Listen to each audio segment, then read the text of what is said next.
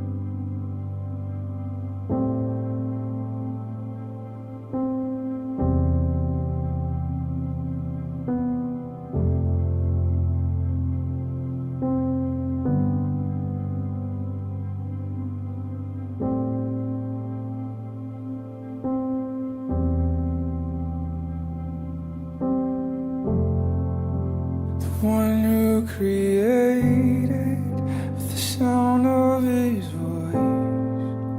Scattered the darkness, you filled every void. You set into motion the rhythms of life. You kissed it with beauty, you called it all mine.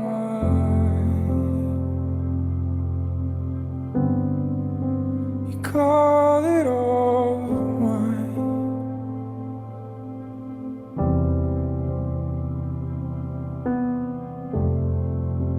The one from the Father with fullness of grace, sent down from glory and given a name. You chose all the lashes, the cross and the grave, but earth could not hold you, oh Lamb that was slain. Yeah.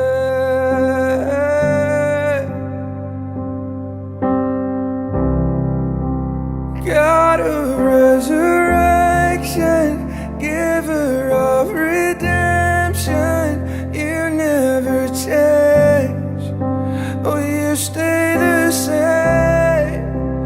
God of every hour, author of all power, you never change, oh you stay the same. God of resurrection, giver of redemption, you never change, oh you stay the same. God of every hour, author of all power, you never change, oh you stay the same.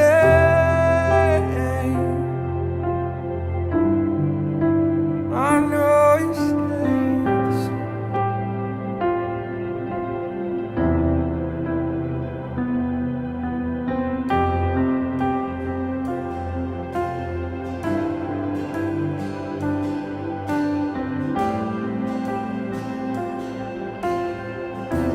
So that at the name of Jesus, every knee will bow, of those who are in heaven and on earth and under the earth, and every tongue will confess that Jesus Christ is Lord. Death could not hold, the veil tore before you. You silenced the boast of sin and grave. Heavens are roaring the praise of your glory, for you are raised to life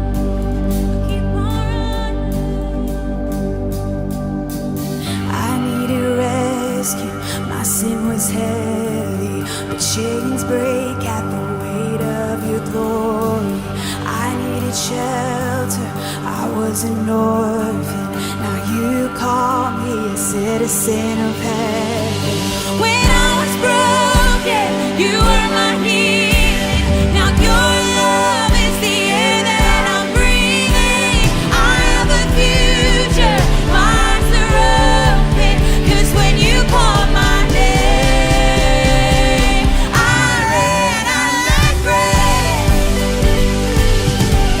out of the darkness into your glorious day. You called my name, and I ran like rain out of the darkness into your glorious day.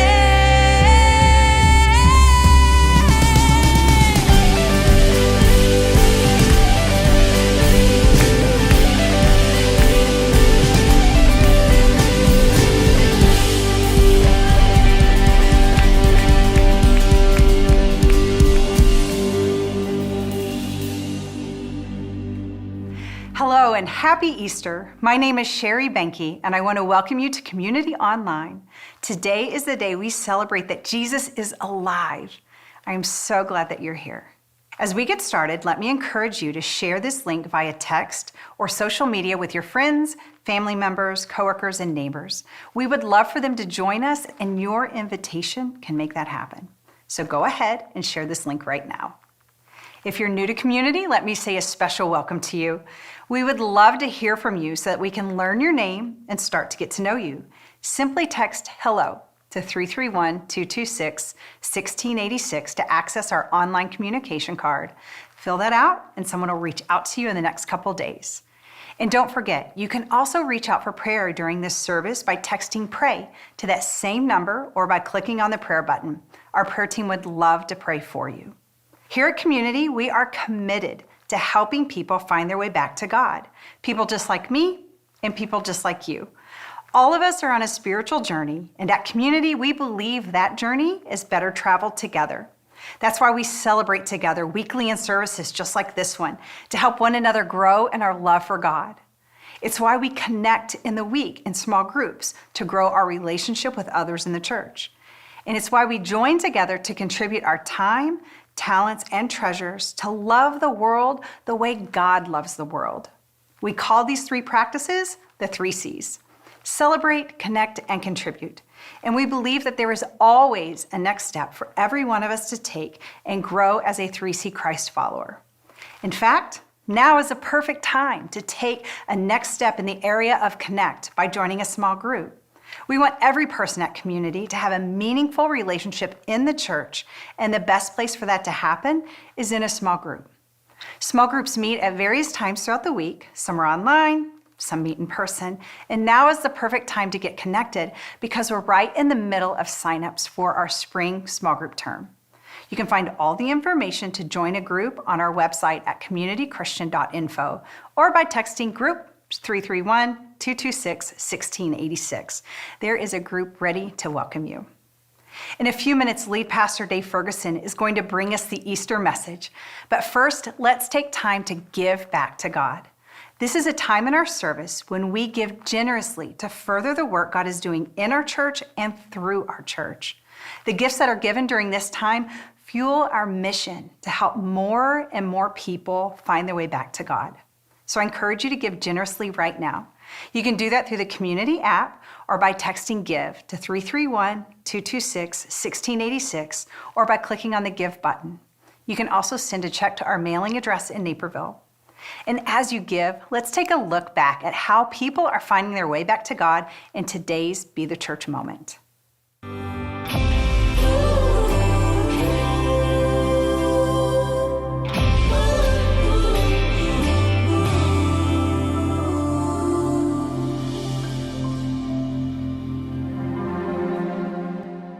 Today is one of those days that is very hopeful. The future has never been brighter for Community and the mission of Jesus. We are one church with multiple expressions, bringing love, God's love, to every living room, every office building, every community center, every school, every nook and cranny in society. And why? Here are 3 reasons why. Frank, Alyssa, and Tramisha. My life has changed completely, and it's something that my entire family has noticed and quite frankly appreciates. I'm so thankful for this community, and I just want to thank you from the bottom of my heart for helping me find my way back to God. You've changed my life forever. Thank you. Since I found my way back to God, my life has been so peaceful. When I got baptized, it felt like I got hit with this feeling of unconditional love. And that's not really something that I'm used to. I want to thank you, community. I am so happy to be able to call you family. I felt like everything that I did in my past, anything that I rejected God for, I was cleansing that out of me. I also felt that I had now officially tied a bond with God. When I came up, I just felt refreshed. I felt renewed, refreshed, and it just felt amazing.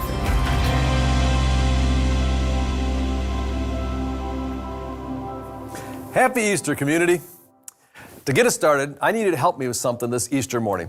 We don't have a lot of traditions around here, but one that we do have, whether we gather in person or online like we are, is taken from the Orthodox tradition. And it's where I will say, Christ is risen, and then you respond with Easter enthusiasm, He is risen indeed. Are you ready? Now, I've asked the tech team here, the creative team, to kind of chime in, so you're going to hear them. And you can respond either in the chat or, you know what, just say it out loud wherever you are. Here we go. Christ is risen. He is risen indeed. I love it. All right, now one more time. This time, either louder or just add exclamation points. We want to make sure the neighbors know that it's Easter. Here we go. Christ is risen. He is risen indeed. And yes, it is that incredible truth that Jesus is alive, that death could not hold Him down. And that's what gives you and gives me, gives us hope in any and every situation. I want to begin this Easter message, first of all, just kind of keeping it as real as possible. Now, while I totally believe in my head, Christ is risen, and I do, this year, it's harder for me to feel it in my heart. And while Christ is risen is what I absolutely know, there have been too many times over the last year where it doesn't match my emotions inside. And while we might be proclaiming Easter with our voices, if we're honest, there's times we just don't feel it in our gut. And maybe you know what I mean. And I want to be with Mary proclaiming in the garden, Christ is risen. But here's my question for you. What do we do? What do you do when life feels like you're still in the grave? See, a part of my morning routine is I will catch up on current events by scanning through several different newspapers online that I subscribe to. And I do this almost every day. And I found several times this past year, I would just kind of pause and reflect and think to myself, after looking at the news, this cannot be the way it's supposed to be. This is not at all how God meant for us to live. You ever have that feeling? And I know a big part of what I'm feeling has to do with the global pandemic that took the lives of more than 2.5 million people around the world. And it's almost like it casts kind of this giant shadow over the empty grave of Easter. But for me, it's even more than that once every 100-year disease. There are other things in our world that are so broken. Did you know that for every 100 children born around the world, 9 of them will die before the age of 5? 18 of them will not get to attend school, of whom the majority are girls. Another 18 will not have access to clean drinking water. And 32 of those 100 children will suffer from malnutrition. And it is just a brutal reminder that our world is broken. And I'll tell you, when we hear stats like these, we can't help but think, this is not the way it's supposed to be. This is not at all how God meant for us to live. Do you feel that? I think there's no escaping the reality that our world is definitely broken. And it's not just over there. It's also closer to home. Our nation is broken.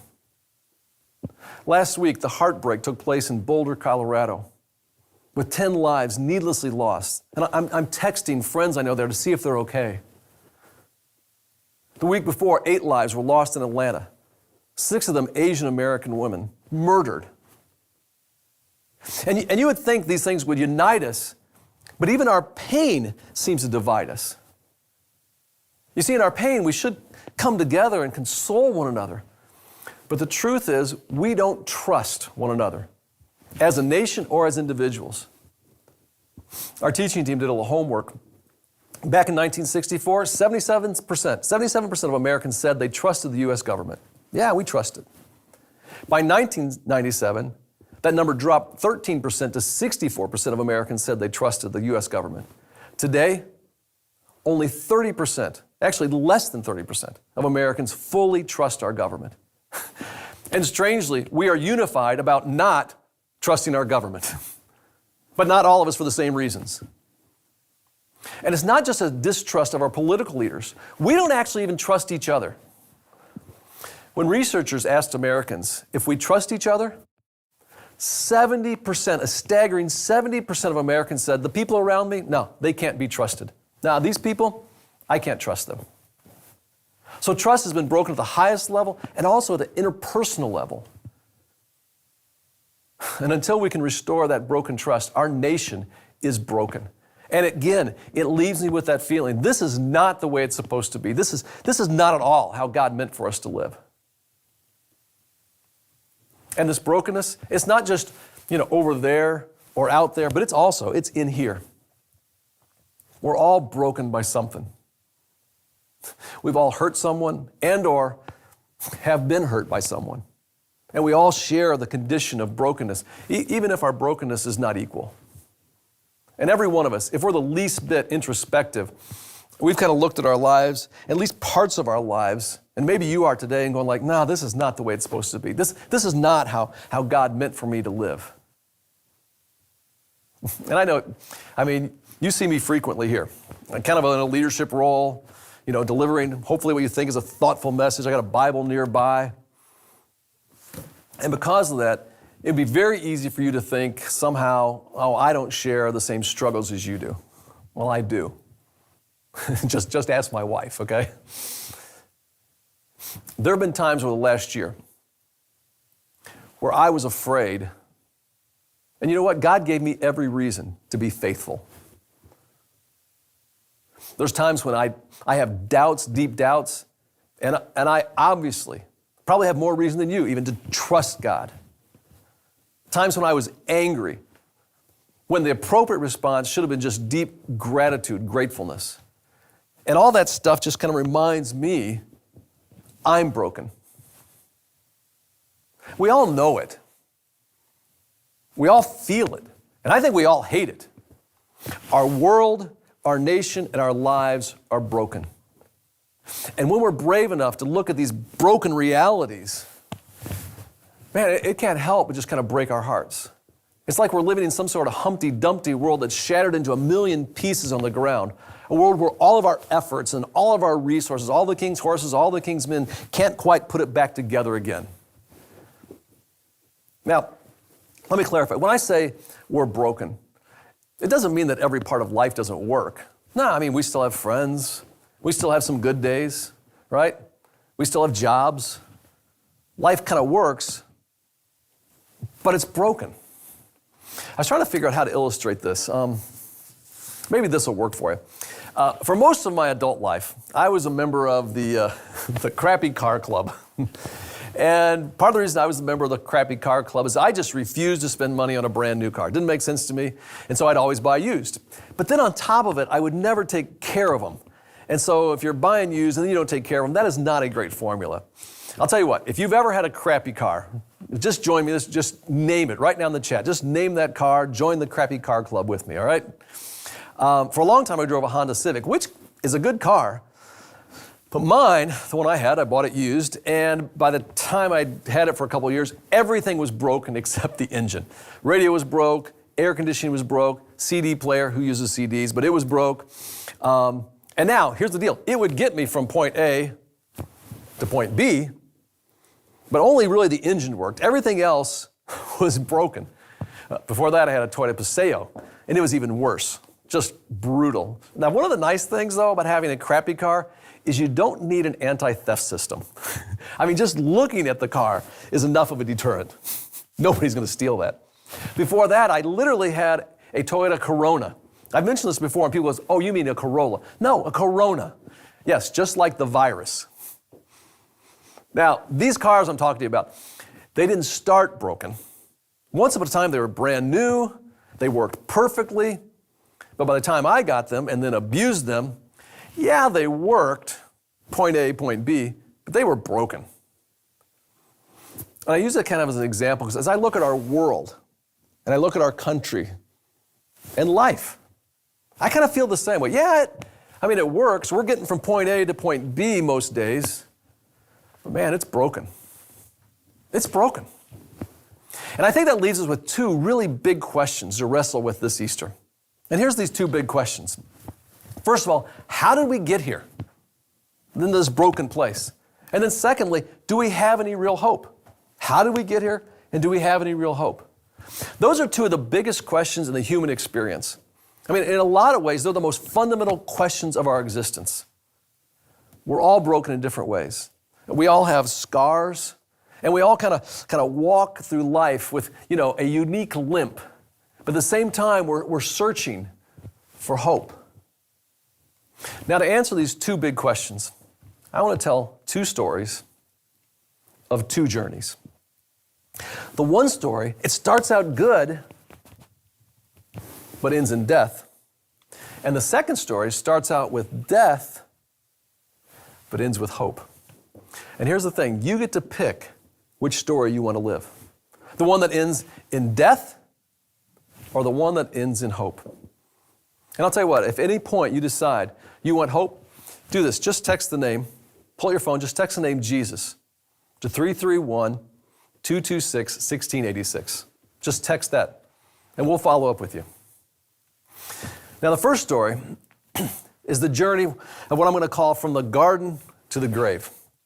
And then the second story is the journey from the grave to the garden. Now, the first story. The first story answers this question right here, and it's the question, how did we get here? How did we get here? The story starts in the garden, and it's described in the very first pages of the Bible. And it's in the Garden of Eden. And the word that best describes this garden, the Garden of Eden, is the word shalom. Shalom. Now, shalom is a word that appears throughout the Bible. And while the word shalom in English is translated peace, it means peace, but it's actually something much bigger and even more inspiring than what you typically think of when you hear the word peace. Because when we hear peace, we think of, I need some peace and quiet, like an end to chaos. And shalom is that, but it's much, much more than that. Or maybe we think of peace as like a ceasefire, an end to fighting. And shalom is that, but it's much, much more than that. When shalom is used to describe the Garden of Eden, where Adam and Eve lived, it describes a world operating exactly as God intended it to. Nothing's broken. Nothing. Everything works flawlessly, beautifully, perfectly. See, in shalom, in that experience, there is no hurt. In shalom, there is no pain. In shalom, there is no death. So in the Garden of Eden, before the fall, there was perfect, imagine this, perfect shalom. And the first people, Adam and Eve, they lived in this shalom, and because they were there, they were fully alive. Or as we talked about last week, they were fully human. And things didn't just work. They didn't just get from point A to point B. No, they worked perfectly because nothing was broken. But the first story doesn't stay in the garden. When Adam and Eve choose to do life their own way and broke relationship with God, it had devastating effects. See, that was when brokenness then entered the world. They actually had to leave. They had to leave the garden of shalom. The very fabric of the created order of the world began to unravel. And all of creation began to experience not shalom, but a lack of shalom. And now suddenly things were not at all as God meant for them to be. Humankind was broken. And people started living lives that were less than fully human. The Apostle Paul just concisely explains how this happens in Romans chapter 5. Take a look at this. He says, for the sin of this one man, Adam, caused death to rule over many. See, this is how death and actually the brokenness we talked about entered the world. That's when it entered the world. And we still feel it. I mean, this last year, it was a year for me filled with death and funerals. Think about my Aunt Jean. My Aunt Jean, one of the sweetest ladies I've ever known. Or Chris. Chris Crispin, I mean, you just say, good guy. Love Jesus, what a good guy. Jessica. So beautiful, so much potential. Nadia, someone who was so hopeful, always encouraging other people. Michael, someone who had so much ahead of him. Stacy, who was this person who just ruthlessly loved the people around her. Lost. And I'll tell you what, I've probably been to more funerals than anyone listening to my voice right now. And at every funeral, every time, I always have this thought, I always have this feeling, this can't be the way it's supposed to be. This is not how God meant for it to be. But you know what happened? Death had entered the world. And because of that, now Adam and Eve were on a journey from the garden to the grave. And this journey from the garden now to the grave is a journey full of brokenness, full of sickness, disease, war, prejudice, distrust, and ultimately death. How did we get here? That's what we ask, right? How did we get here? The journey from the garden to the grave, it started with Adam, but then it continues for generations until it gets to people like me or people like you who do just like Adam did, and we reject God and we do life our own way. And that just fractures the world, fractures our lives. It brings brokenness. Now imagine if it ended there, if it ended in the grave, if that's where the story ends. And maybe you feel like that. Maybe you feel like that's where your story is today, that things are broken. Relationally, you're going like, man, some of the people I love the most, things are broken and I can't put it back together. Or emotionally, this last year has taken a toll on you and just emotionally you feel broken. Or spiritually, you feel like there's been a break and a distance between you and God. And the only thing that's for sure ahead is death. And none of us want to live like that. We long for, we look around for, we hope for something more. And see, that's what brings us to the second big question. And it's this: do we have any real hope? And the answer is an emphatic yes. Yes, there's hope. Yes, there's hope for you personally today. And yes, there's hope for us relationally. And yes, there's hope for our world globally. And it's because the first story, from the garden to the grave, actually has a sequel. And the sequel is a second story, and it's the story from the grave to the garden. If we go back to Romans 5:17, Paul explains both stories. And here's what he says. The first story: for the sin of this one man, Adam, caused death to rule over many. Now, here comes the sequel. And this is one of those occasions where the sequel is actually better than the original. But even greater is God's wonderful grace and His gift of righteousness for all who will receive it. It's for all of us, any one of us who will receive this. And here's what He's offering us: a triumph over sin, our own personal brokenness, and death, ultimately. How? Through this one man, Jesus Christ. And that's exactly what Easter's all about. That is exactly what Jesus' death and resurrection accomplished. And that is the story of Easter. Death overcome by life, despair conquered by hope. A story that seemed to have this fatal ending becomes a sequel with an eternal beginning. That's exactly what Jesus' resurrection accomplished. And it only seems fitting that Jesus' resurrection took place in a garden. On that first Easter morning, one of Jesus' followers, a woman named Mary, came to the grave. She came to anoint His body on the third day after His death. But when she gets there, the grave's empty. She thinks somebody's stolen Jesus' body. She doesn't know what to do. So she's standing there just crying, weeping. I want you to take a moment to picture how incredible this scene really is. Mary is literally looking into the grave. Over her shoulder is the garden, and it's Easter morning. She's exactly where many of us are this Easter morning. We're facing death. That's where we're headed. But as we move in that direction, we're looking all around for hope. That's what she's looking for. Stuck between the grave and the garden. But she doesn't know it yet. And in just a moment, she's going to be the first witness to the resurrection of Jesus. In a moment, she'll be the first person called by name from the grave back into the garden and hope. Let's pick up the story in John chapter 20, verse 14. It says this: she turned to leave and she saw someone standing there. It was Jesus, but she didn't recognize him. All right, I got to pause for a second. This is one of those small details that makes the resurrection story so believable for me anyway. I mean, here you have the greatest event in human history, and she doesn't recognize him. I mean, you don't make that up. You don't add that to a story. That had to have happened. It goes on, and Jesus speaks, says, "Dear woman, why are you crying? Who are you looking for?"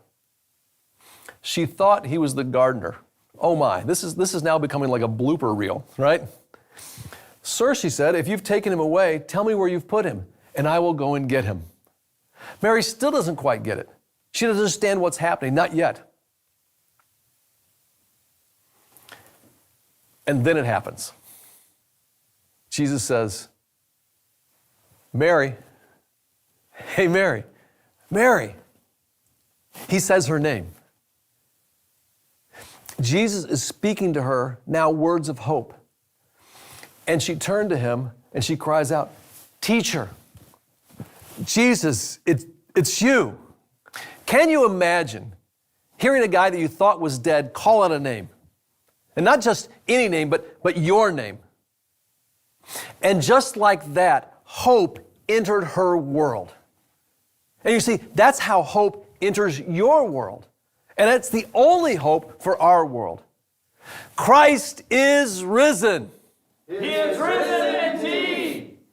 And like Mary, every one of us is being called into a brand new story this Easter. See, there's two stories. There's two journeys.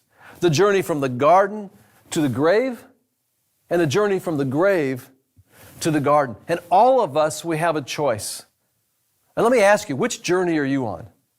Which story do you want to live? Which will you choose? This Easter, like that very first Easter, Jesus is calling people out of the grave of darkness and desperation and our own despair and brokenness into this garden of joy and redemption and very real hope. And maybe he's calling your name.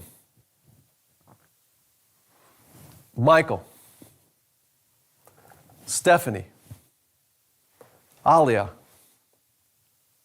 hey Jennifer, Carlos, Ashley, Joshua, Amanda, Jalen, Sarah, Ajay, David. For some of you, right now, he's calling you for the very first time. And for others, he's calling you back to hope again. Now, how do you know? Well, for some of you, in this moment and the moments to come, you're going to think thoughts that aren't really your thoughts, maybe thoughts you never thought before, and you're going to know that's God calling you. For some of you, it won't be so much what you think, but it'll be more what you feel. You're going to be moved emotionally. Maybe you're already feeling it. And if you feel something inside, I'm telling you, that's God. That is God moving inside you. For others of you, you're going to be prompted, actually in your spirit. And that's the Spirit of God. And you're as that happens, you're going to know that can't be anything else other than God. And I want you to be extra sensitive to that right now. Because that will be a moment that you look back on where God, He pulled you out of the grave into the garden and gave you hope. In this next moment of both song and story, I want to introduce you to my friend Melissa Sagavo. She found hope after experiencing a heartbreaking death of someone she loved dearly. She has firsthand experience of traveling that journey from the garden to the grave. But it was Jesus who personally called her and offered her a brand new story, a sequel out of that grave into the garden. Now, at any time during this next moment of both song and story, we invite you to prepare and take your communion elements. Just take a piece of bread, and something to drink will do. The bread is a reminder of Jesus' resurrected body. Take the cup. It'll be a reminder of Jesus' blood.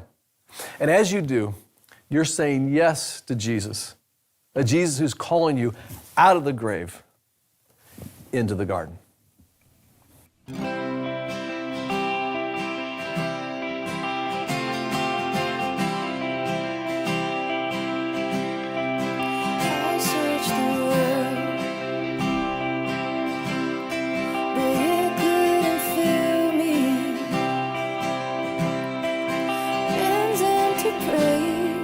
Treasures of faith are never enough. Then you came along and put me back together,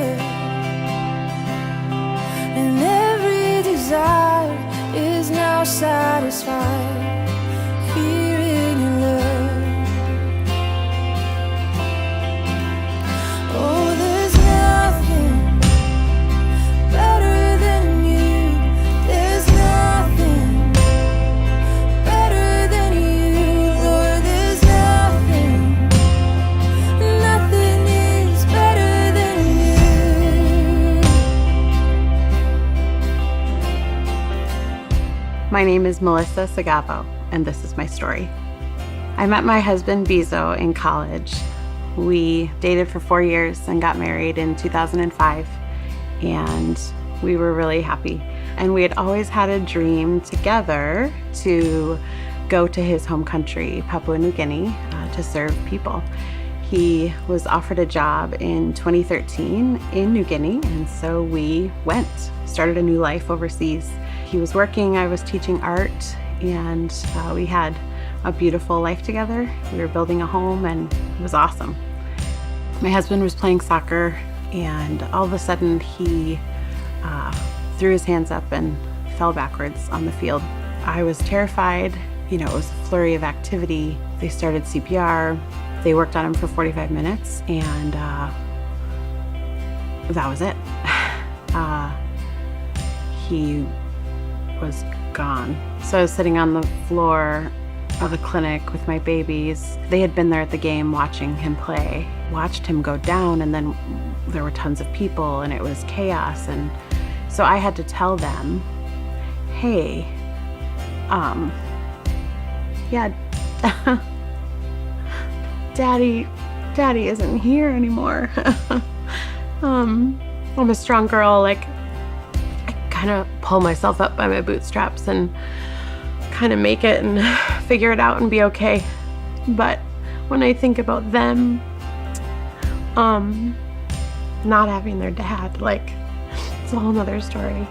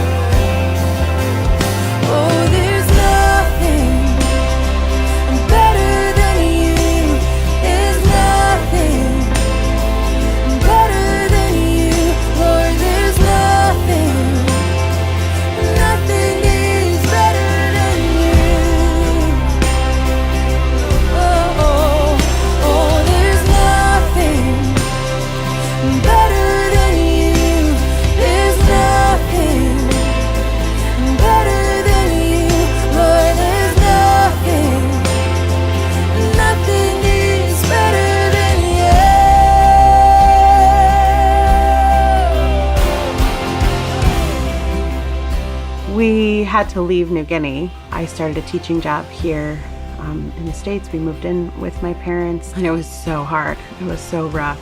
I've asked why over and over and over and over again, to be honest. There's this part of me that knows that God was present, and there's a part of me that feels like he wasn't there.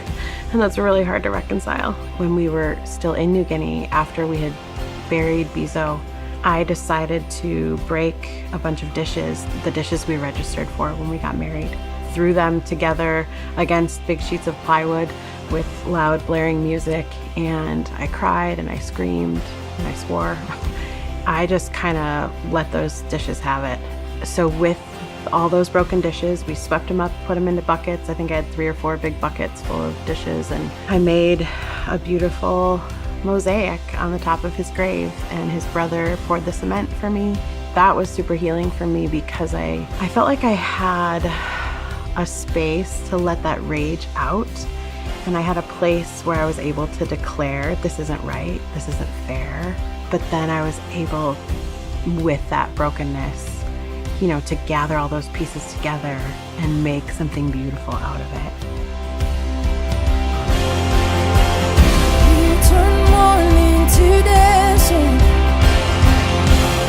You give beauty for ashes. You turn shame into glory. You're the only one who can. You turn mourning to dancing. You give beauty for ashes. You turn shame into glory. You're the only one who can.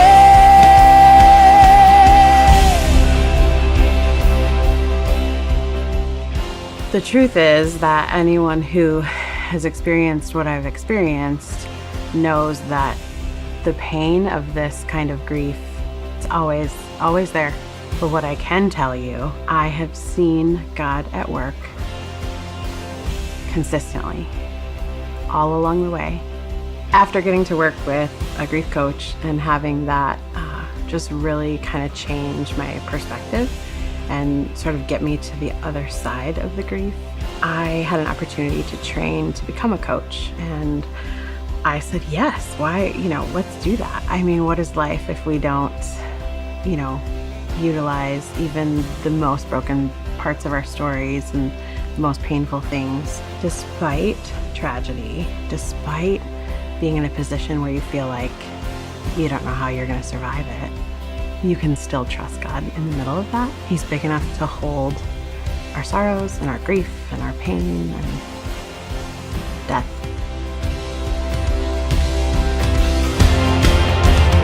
You turn graves into gardens. You turn bones into armies. You turn seas into highways. You're the only one who can. You're the only one who can.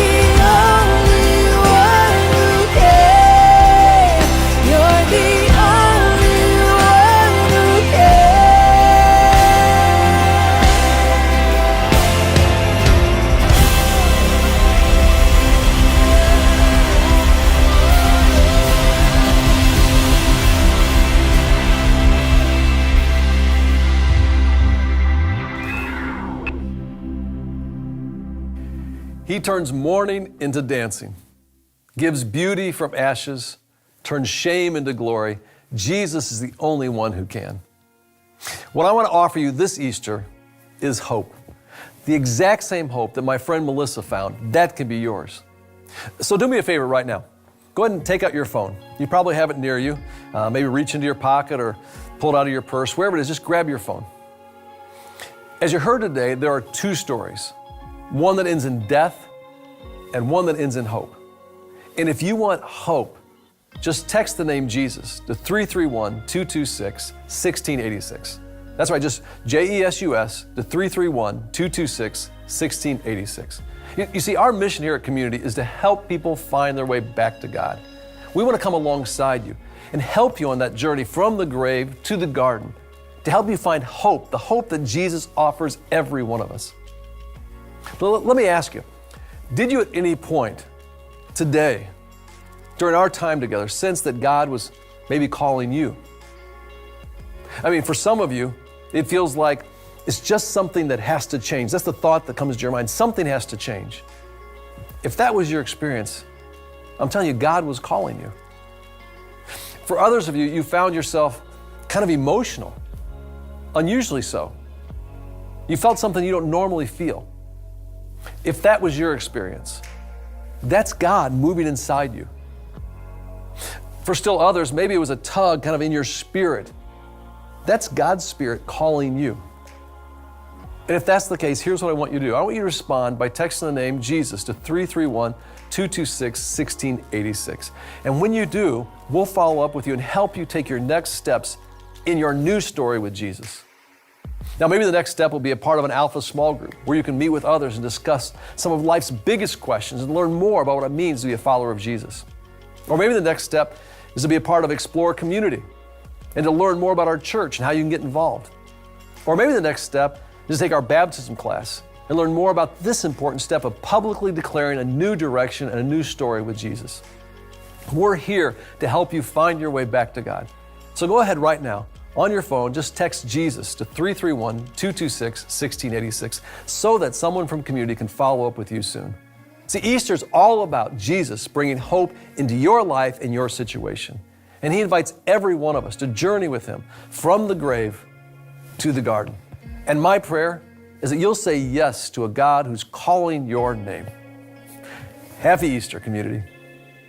I'm so glad you're able to join us this Easter. As we wrap up, let me remind you that Jesus is calling your name, inviting you on a journey from the grave to the garden. If you sense that God is at work in your life, prompting you to respond to Jesus, don't let this moment pass you by. I want to encourage you to take the action Dave challenged us to. Text the name Jesus to 331-226-1686, and someone will follow up with you in the next couple days to help you take your next steps with Jesus. Thank you so much for joining us today. If you'd like more information about our church or any of our upcoming events, let me encourage you to visit communitychristian.info. And of course, let me invite you to join us right back here next Sunday for Community Online. Have a great week, everyone, and once again, happy Easter.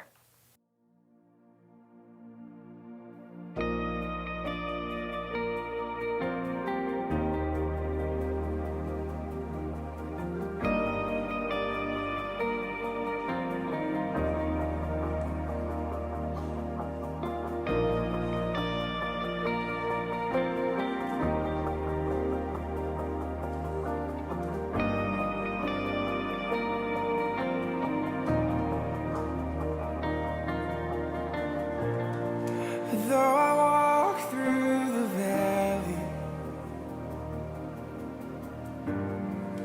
of the shadow of death,